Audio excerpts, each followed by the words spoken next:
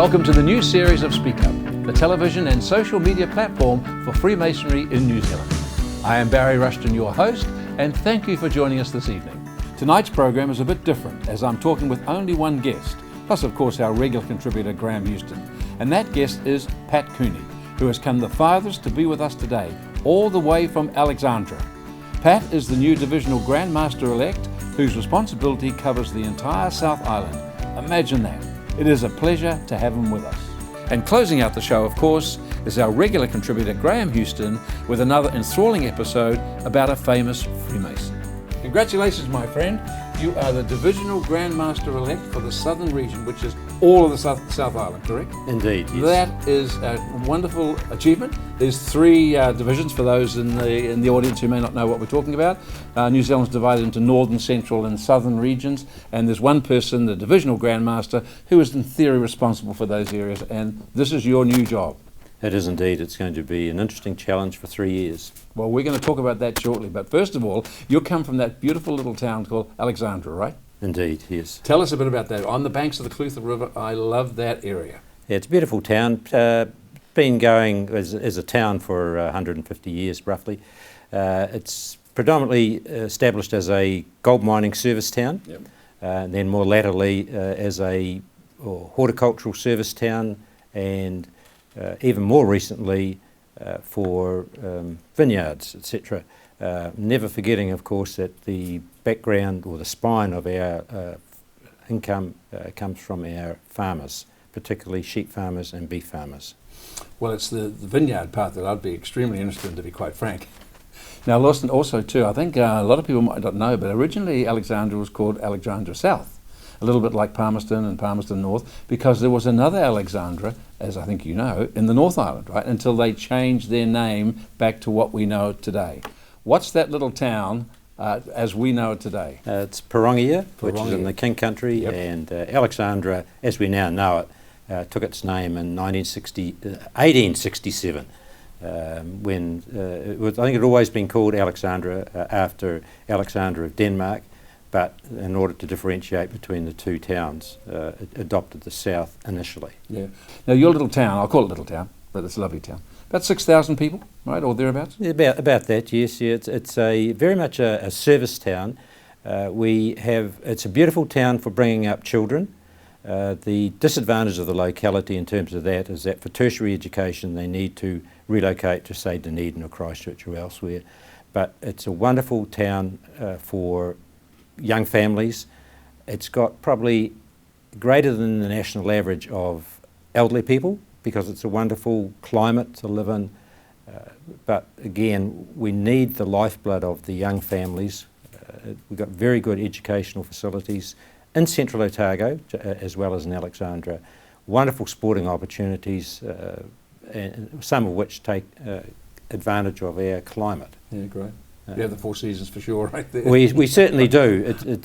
We used to have 4 distinct seasons, and it's important, for example, the cold, because it killed a lot of bugs, it set a lot of fruit. It's great Pinot Noir, let me tell you. Oh, without a doubt, and it makes a very nice Pinot Gris, apparently. I'm not a wine buff, but I'm well aware of the vineyards, particularly, and that's made a great use of some of our land, because we used to work out the animal to land basis on, instead of so many sheep to the hectare, it was so many hectares, or so many acres as it was, to the sheep.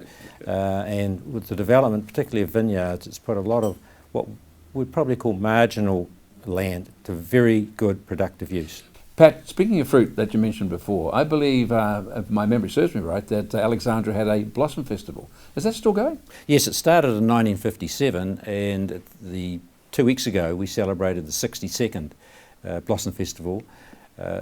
When it first started, the floats were really to highlight the blossom that occurred in Central Otago from its fruit growing area, and the floats were essentially made from or adorned with paper flowers, and that's carried on. It's changed a little over time because it's getting harder and harder for people to spend the time making these, but we had, I think, 8 floats in this past parade, and a lot of what we call florries, which are supermarket trolleys done up something to do with Flowers. flowers, and it just provides another opportunity for people to get involved in the annual celebration of spring. Great to know it's still going and popular. Absolutely, it was a good turnout. We had beautiful weather. In fact, I think over the 62 years, there's probably only been about one difficult day, which is wonderful in itself. Not like the rugby last week, right? No. You were actually for 6 years, I think, the chief executive of the Central Otago Council. But you did see a great opportunity in Alexandria, and you actually bought two little businesses, moulded them into one, correct, and turned it into a successful enterprise the last 25 years, right? An opportunity came up for us to look at a couple of businesses which were in the same building, so it made it good, and we thought, right, well, this is a real opportunity for us to settle into the town, which we did, and it was the first time I had worked seriously with my wife. It gave me, in fact, a real eye-opener as to how good she was. We had 4 children, which Carolyn was, as a stay-at-home mum, had a very significant role, and I'm very proud of that role, whilst, if you like, I had the traditional man role of being the breadwinner. But coming together, working together in a business for the first time, it was quite an eye-opener as to her skills. Great. And I believe both of you are still active in sports, and she is too, but I believe you have a number of things which I am quite fascinated about. There's one, you're great passion about rugby, and the other one, which we'll talk about in a minute, is curling. I'll hold that one just for a second. But a lot of people might not know that, of course, that you were skilled in rugby refereeing yourself, reached a high level, but you were commissioned to actually teach other referees and lines people, and were even seconded overseas at one stage to teach these people. Now that's quite fascinating. So how do you teach a teacher? Yeah, it's interesting. It's a case of getting the focus right. Important in the game of rugby in particular that you don't get caught up with the little things. I remember one of our training sessions where we had an international referee running it, and his comment was, in the line out there were 108 offences opportunities. Possible. So you would never get the game started again if you got into a line out. So it's important. The focus that I took was for the referees, does it matter? Yeah. Did the offence Really or potential offence have an impact on the game? Yeah, okay. If it didn't, let it go. And one of the adages I did have was you should referee the game with your whistle in your pocket. By the time you get the whistle to your mouth, you've had a time to think about, did it matter? Oh, that's a very good idea. It's not practical, but it's an interesting principle. So with the World Cup on at this present time, and unfortunately we couldn't see the game last week because it was cancelled, but if you see something, you must watch it. And instead of watching the players, you must watch the referee, I feel, and say, oh, he's done a great job, or how'd you miss that? Or do you jump off the couch sometimes and throw bricks at the television? There's an element of frustration, without a doubt. It's been a little while since I've been actively involved, but I always looked at the fact that the referee's position is critical to what he can pick up. The referees today, particularly at national level, international level, of course, have assistant referees, who we used to call touch judges, but they're all wired for sound, and they have an opportunity to have a significant influence. I have some difficulty with some of the offside rulings and forward passes too. Forward passes, but one of my major gripes is referees will often pick up not straights into lineouts, but they don't seem to be able to pick up the fact in a scrum that the ball goes under about the lock's feet. Isn't that the truth? It is. Well, Sid Going would have got pulled up for that, wouldn't he? Without a doubt, yeah. And I think we were much more vigilant in the good old days, because it's an important part. It's an opportunity to restart the game, but it is a contest.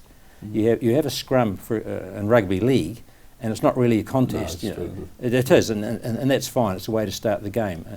You can argue in rugby it's a way to start the game, but it should also be a contest. And I think by not managing that properly, the referees aren't allowing a true contest to occur. The second thing I'm dying to talk to you about is this thing called curling. Now, people who have seen it, it's amazing. You have this big stone with a handle on it, and the person comes in slowly, gliding, and sort of lets it go. And then you have these two crazy people with a couple of brooms skipping in front of it. Now, obviously, I'm sure that just makes more water so it glides easier. What's this whole thing about? It looks like lawn bowls in a straight line, Well, it's called curling because the stones do curl. And you make them curl by whichever way you turn the handle. Okay. Okay. So if you want it to curl that way, you turn the handle that way. If you want it to curl the other way, you turn it the other way as you release it. Indoor or sliding or Olympic curling is different to crampet curling, which is your outdoor style, but much more precise, and the sweepers have a significant role. You have the skip on the head, or director on the head, and it's his or her responsibility to ensure that the right line is being taken. The sweepers, it's their responsibility to make sure that the stone gets to where it's supposed to.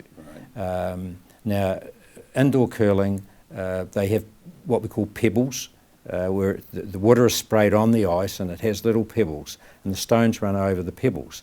And the idea of the sweeping is to, it's just to warm it up so there's less friction, and therefore the stone will move further. But indoor curling is significantly more precise than outdoor curling. And so both you and your wife made the actual New Zealand seniors teams, right? And I believe you came runner-up, I think it was in Canada at one stage, what, 2013? 2013, yes. Fantastic. Yes, it was. It was Carolyn had gone, she went to 4 Worlds, and I went to 2. The latter 2 together, we went to Denmark together, and then we went to Canada together. And the last one, yes, the men's team was successful to the extent of being runners-up to Canada. Now, back to Freemasonry. Being in South Island, of course, this is a large area. You've got the Waitoa Lodge number 111, I believe, in Picton, and then you've got the Fortitude Lodge down in Bluff.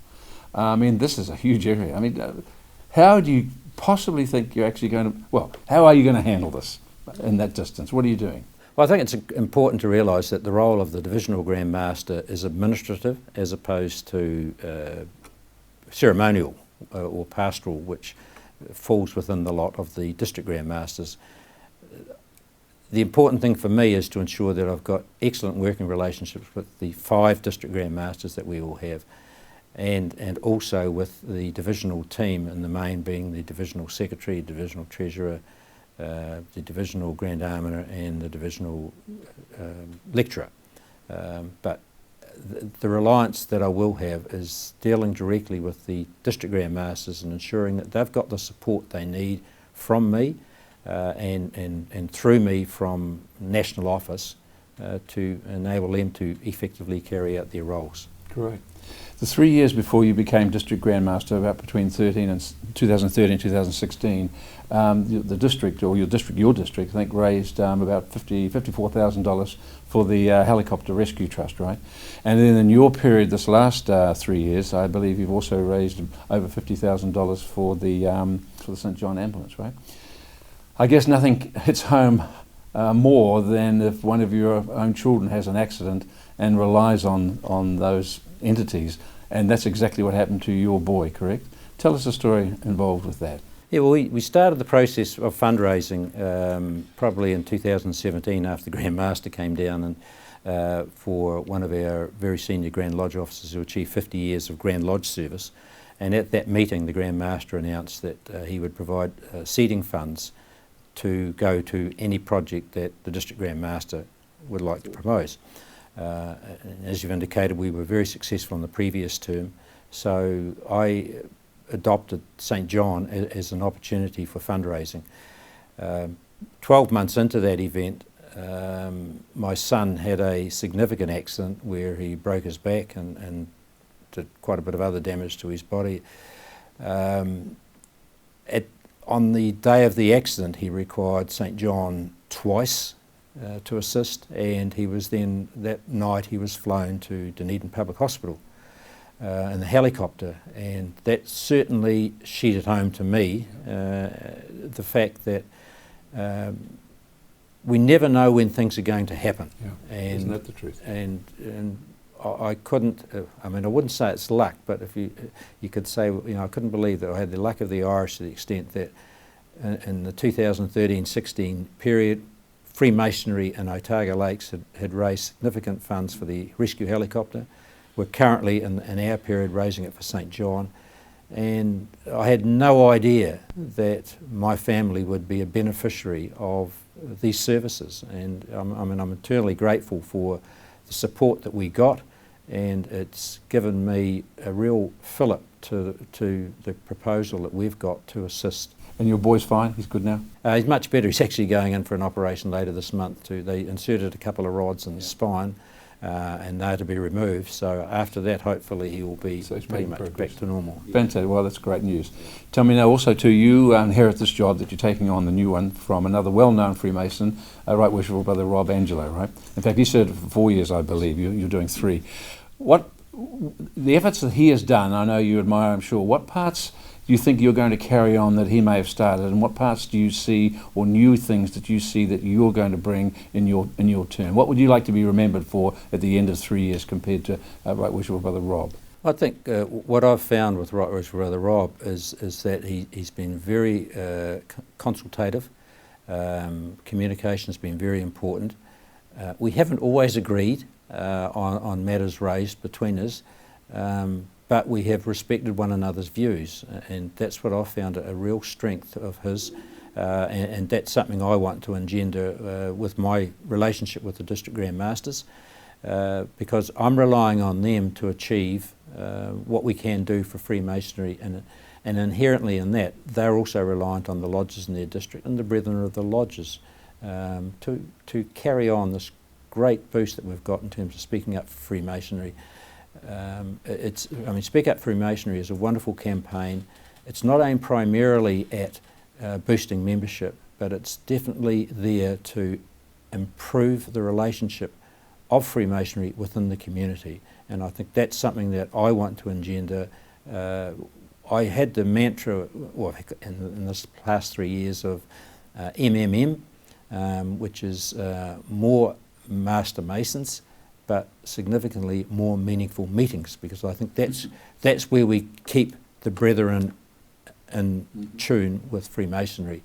It's all very well having good numbers increasing, but if we can't keep the interest within Freemasonry, and that starts really at meetings, then there's a drop-off of current members and new members, and that at the end of the day doesn't help Freemasonry. We want to have strong membership, good membership, and a strong place within the community, and that's my aim, to ensure that at the end of 3 years Freemasonry has its rightful place within the South Island community.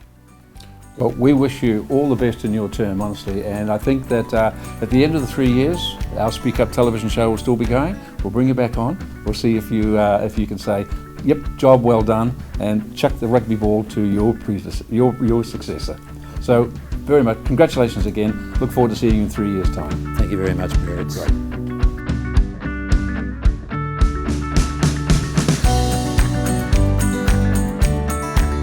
Coming up, of course, is our regular contributor, Graham. It is great to see you. I believe you've got a great story about a well-known man, a great philanthropist, and someone who I think everybody will get to know. I certainly have. Let me tell you a story, Barry. I'm ready. I'm listening. Let me tell you about the Frederick Seymour Potter. Potter. Yep. He, as you said, was one of the greatest philanthropists for Freemasonry in New Zealand. It's a hard word, isn't it? It's a hard word. It's a hard word. We got it. And for the community at large as well. He was a man that was born in 1857 in London when times were really, really tough, and died in 1941 at the age of 84. Yeah. His parents were William and Eliza Potter, and they came to New Zealand with their 2 sons. They had 2 sons at that stage. Came to New Zealand in 1858, largely to get away from the tough times that they were having in London. So that means he was not even one, or just one, all the way on a ship from England. And then there were 7 others that were born in New Zealand, but 3 of them died in infancy. So he came from a very large family, one of 9. His father was a coach builder, and when he came to New Zealand, he joined a firm called McLeod and G in Auckland, who were coach builders. And they built everything from ambulances and night carts and water carts and buggies and every sort of cart that you can imagine. And so they built that as one of probably the biggest coach building firms in New Zealand at that stage. In December 1866, that business was dissolved and a new business was formed. And that was with the Thomas Gee and William Potter. Right. So he snuck his way in. He snuck his way in, and they became. And so they worked at that business, growing the business substantially. They were originally in Grays Street, which is now Grays Avenue in Auckland, and then moved down to a very large site in Wakefield Street, Wellesley Street, part of it now is Merrill Drive, and they had an 80 metre frontage of their place. Wow. 2 buildings in there. And the Auckland Star reported at the time that neither Sydney nor Melbourne had such an extensive paint shop as what these boys did in Auckland here. And they had 33 people working just in the paint shop. That didn't include the blacksmith area where they had a big team of guys there. They had 6 fires and a big furnace in there. So in addition to being a coach builder, in 1913 he became an auctioneer, which is quite a lot different from being a coach builder. He was an auctioneer and sold everything from used corrugated iron right through to motor vehicles. About that time, the motor vehicle industry had started to move, and motor vehicles were certainly taking over from the horse and buggy days and the carts that they were making. And so he ventured into the motor vehicle business with a Mr. Faithful. But that venture failed when Mr. Faithful ran into financial difficulties. Now, at that particular point, he decided to call it quits and closed the business down. But remember, he was age 70 at that stage, and if you look at the life expectancy back in those days, he was probably well on the advanced side of age. So he closed the business down. In 1916, and this is the interesting part, where does this all lead to? How does he become the giver of so many things to the council, to Auckland in particular?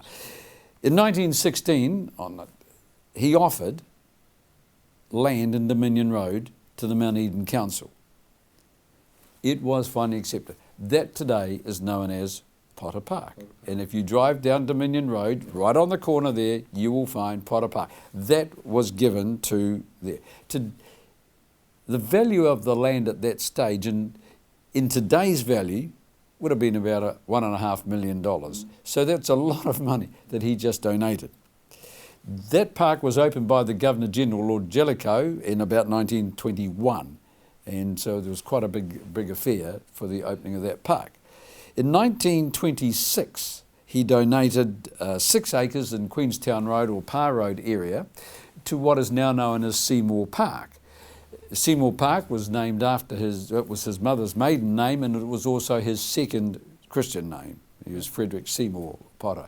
That land was given to the council, and he also gave £600 towards draining the land at that stage. And they grazed it for a long time until in 1933 they opened that as a sports ground, and it is still used as a sports ground today. He also donated 23 acres of land to the Tiki Punga in Whangarei for the building and construction of an orphanage for boys and for destitute boys. In 1928, he gave 6 acres of land in Panmure to the Freemasons for the building of rented accommodation for aged Freemasons and their wives. And I think he got a little bit impatient with the lack of progress, so he went ahead and built 2 of those houses on the land himself, in addition to giving it. In 1929, he donated an acre of land to the Takapuna Council. And that land is in a prime position today, and then most people around that area on the north shore of Auckland and Takapuna will pass Potter Park every day. I have cut through that park many times. And so that was just another. And I think he had this ability to acquire land like that in prime spots at the right time. In 1929, he gave 9.5 acres to set up a home for an orphanage and for destitute boys in Papakura. And then in 1931, to make sure that that venture was successful, he gave the equivalent, he gave then £50,000 to ensure that that project did succeed. Now, the Potter Trust continues to receive income today from the land that it has, still based in Rushton Street and Wakefield Street. And so it's a source of income that it does. And its assets today of the Potter Trust would total somewhere around about $30 million. So it's a very, very large trust. When his first wife Ellen died, shortly after the birth of their first child, the child died. And that was his only child. Yeah. And he never had any other children. However, he had a great passion and a great feeling for children. Hence, as you can see from the money that he gave and the land that he gave for the building of orphanages and for homes for destitute children. He believed every child should have a chance in life. He believed that every child should go to school from the age of 7. He believed every child should go into a trade. He did not and was not a great advocate of tertiary training, believing trade was where he should go. Isn't it funny? That's just like we're talking about today in 2019. Stop sending everyone to university. We need tradesmen. True. Now, of course, a man like this was a great Freemason. He was. He was a great Freemason. He belonged to Lodge Waitemata, number 689 of English Constitution. He was initiated very early, January in 1898. A couple of months later, I think it was in May that he was passed in 1898, and was at the end of the year, December of 1898, he was raised as a Master Mason. Great. And although the records do show that he sort of resigned in 1932, that was from the English Constitution, but he became quite a regular attender of Lodge Papakura whilst he was managing the Papakura home for the boys that he had donated and that he had funded.